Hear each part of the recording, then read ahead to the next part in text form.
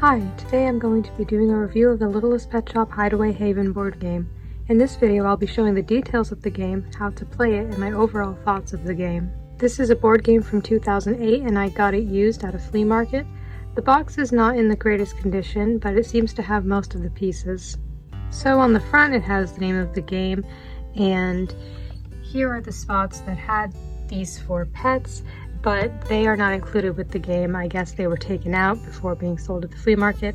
And then here it says it's for kids. The recommended age is 6 and up. It takes about 15 minutes on average to play, and it's for 2 to 6 players. Each of the sides, except for the bottom, have the same thing. So the bottom just has this information. That's how I know that it's from 2008. Here on the back you can see a photo of the actual figures. So it came with a short-haired cat, a ferret, a St. Bernard dog, and a dragonfly. There is another version of this game that has an extra pet, which is a Scotty dog, but this game just comes with the 4 pets, so this is number 481, 482, 483, and 503. And then here's a basic description of the game. Who's hiding where? All the pets are in their favorite hiding spots and it's time for them to go home. The dragonfly, tiger cat, St. Bernard, and ferret are here to help you round up your pets. Move them around the different locations to find your special pets. Once you find all 4, you'll need to catch the dragonfly to help you get home. Be the first to gather your pets and catch the dragonfly and you win. Then there's a list of the contents in the box, so there's the game board, the spinner, 4 Littlest Pet Shop pawns which are not in this box, cardboard pets, 6 home cards, and instructions. Here the box is advertising the Littlest Pet Shop games for PC, Wii, and DS. Then there's a bone here that says, how big is your Littlest Pet Shop? Check out other Littlest Pets at littlestpetshop.com. So now we can open the box. When you open it, you see this here, which contained the pets, but they're not in here, so there's nothing there. And then there's this piece of cardboard, which I guess is just for decoration, but we'll definitely keep it. It's got some illustrations of some pets, and all these pets are actual Littlest Pet Shop pets. We also have the instruction manual, and it has instructions that are 3 pages long, both Spanish and English.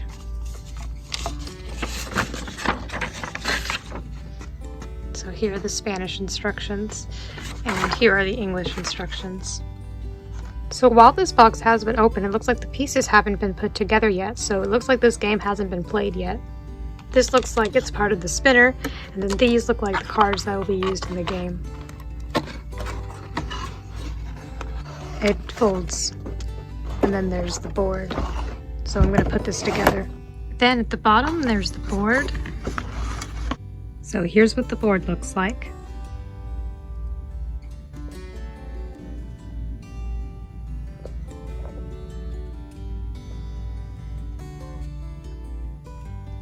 So it looks like each of these 4 pets are in their own section. Now it's time to get this put together. So now I have popped out all the cardboard pieces. So while this isn't exactly new in box, I did get the privilege of putting it together and taking out all the pieces. So I just assembled the spinner. So now I'm going to show you how to get the game set up. The instruction manual doesn't show the spinner in the middle, but it does fit perfectly, so if you'd rather have it in the middle you can, but here it shows it off to the side. So all the pets on the cards here are actual Littlest Pet Shop pets, and I actually see one that I have. Then what you're supposed to do is flip all these over to the side where the animal is not facing, and you just see the image of the little paw. So you're supposed to shuffle them without looking at which ones they are, and then place them on the board, again without knowing which one they are. You place them on the board based on the color that matches. For example, these tiles are yellow, so they go on the yellow part of the board. And you do this for each corner. So now each corner of the board has the tiles on it. And I don't know what is under any of them. Now these are home cards, and each of the players is going to get one of them. There are 6 because there can be up to 6 players, so if you're playing with less than 6 people then you won't be using all of them. You're supposed to shuffle them and then give one out to each player.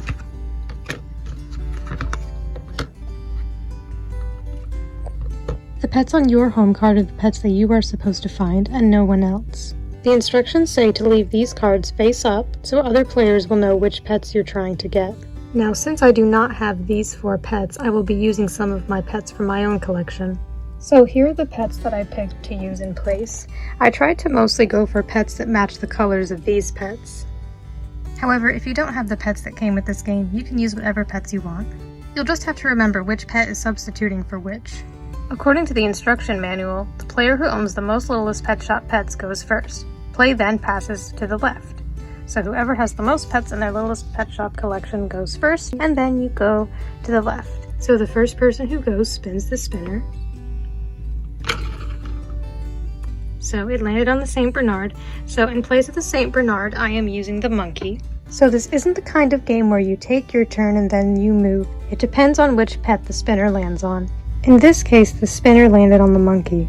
I think the idea of using a Littlest Pet Shop as a pawn in a game is so cool. After all, we typically already move game tokens the way we already use Littlest Pet Shops like this, so it works perfectly. The instructions say that you may move that pawn, so if I'm understanding the instructions correctly, that means if the spinner chose the monkey and the player who spun the spinner was using the monkey, then they could choose to move the monkey, or they could choose to not move the monkey. If the monkey was being used by a player who didn't spin the spinner, the person who spun the spinner could still choose if they wanted to move the monkey. So whether that pet pawn is yours or not, you can choose to move it. And if you choose to move it, you can move it up to that amount of spaces. So in this case, I can move it up to 4 spaces, but the instructions say that you do not have to use the full number of spaces. You can move in any direction except for diagonal. So this monkey could go this way or this way, but he could not go this way. The instruction manual also states that you can move past a pet pawn and you can be on the same space as another pet pawn. Each of the pet pawns can be in any area of the board. After all, you'll have to get to every area in order to get every pet that you need. The only spot that they cannot go in is the square in the center, but I've put the wheel there. If you land on a space that doesn't have a tile on it, nothing happens and your turn is over. If the arrow on the spinner lands on peek, you may pick any card from the board and peek at it. You can flip it over and look at what it is, but you have to put it back down. If it's a pet that you have, you'll want to remember it and you'll want to remember where it is. The instructions say that you may secretly peek, so I think this is something that you should not let the other contestants see. After peeking, you may spin the spinner again. If the spinner lands on the dragonfly, you may take the dragonfly, or in my case the deer, and move it to any space on the board. The number doesn't matter. If you flip over the tile and it's one that you need, you may collect it, even though this isn't your pet that landed on it. When you land on a space with a tile, turn the tile over and let everyone else see what it is. If it's a pet that you don't need, then put it back face down. If it's a pet you do need, take it and put it on your home card. After you either put the tile back face down or put it on your home card, your turn is over, and the next person may go. If you land on an oh no tile, then all pets must go to their starting corners of the board. Then your turn is over. If your turn begins on a tile that you may need, you may collect the tile instead of moving. If you do this, your turn will be over and you will not have moved during your turn, but you will have a tile collected. Once you've collected all 4 pet tiles that you need, the game's not over yet. You still have to catch the dragonfly. To do this, after spinning, you will have to try to get on the space that the dragonfly is on. In this case, the dragonfly is the deer.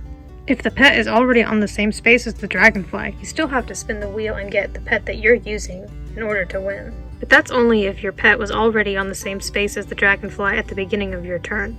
Once you're on the same space as the dragonfly, spin the spinner again to try to catch the dragonfly. If you spin on dragonfly, peek, or on any pet that is not on the dragonfly space, the dragonfly is not caught and your turn is over. If the spinner lands on any pet that is with the dragonfly, then you catch the dragonfly and you have won the game. So I think this game is fairly simple and easy to understand, and again, Littlest Pet Shop is marketed for kids, so it makes sense that it's something that's easy for kids to understand. As for how the game looks, I think it's very cute and colorful. I love all the illustrations of the Littlest Pet Shops as well as all the places. I can confirm that this game came with all the pieces that it originally came with, except for the pet pawns. I think that this game could be fun, and I think that it's good to have as a collector's item, and I think that a Littlest Pet Shop fan, young or old, will enjoy it. So that is Littlest Pet Shop Hideaway Haven. This is the first LPS board game that I've owned and played, and I think that it's really cool.